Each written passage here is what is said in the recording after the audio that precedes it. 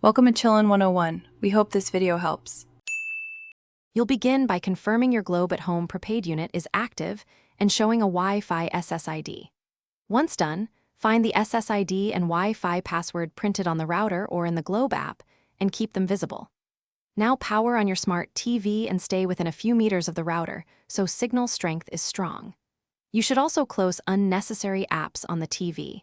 This reduces background network activity and speeds initial connection and updates. You'll navigate to Settings, then Network, and choose Set up Wi-Fi connection. This is where the actual pairing happens. Once you see the Globe SSID, select it and type the password exactly, because Wi-Fi keys are case-sensitive. After connecting, make sure the TV obtains an IP via DHCP, which is the default and works for most users. Switch to a static IP only if required by your network setup. If the TV asks, allow automatic DNS, so you'll finish by testing the link. Open a streaming app or run the TV's network test and confirm you have internet access and acceptable speed.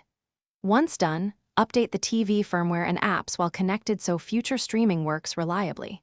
If you hit problems, reboot the Globe router and the TV, then recheck the SSID and password. This clears many transient faults. If you still can't connect, move the TV closer to the router and temporarily disable any router Wi-Fi isolation features to diagnose the issue.